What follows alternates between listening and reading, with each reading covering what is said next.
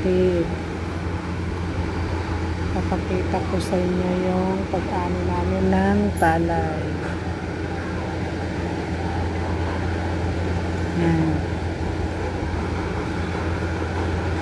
Nakakalungkot lang isipin na yung inanin namin nung nakaraan bumaba sa ngayon.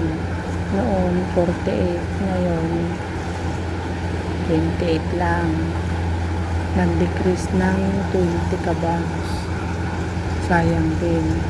Pero okay na rin kasi nabawi naman yung mga gastos. Kaso nga lang, kunti lang yung tumubo. Pero okay na rin yun. At least hindi siya masyadong nalugi. Ligaya noong nakaraang naging dry. Natuyuan kami. Alam nyo yung namin amin na kabana. Pero hindi pa puro na umami yun. Mabigas na naging flat pa. Tuliatis ko na yung ulitan.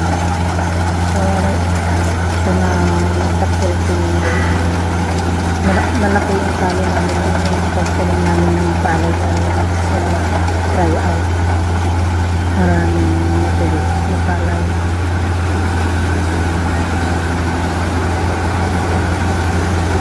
Halos karamihan sa amin natuyo yung lupa. Kaya hindi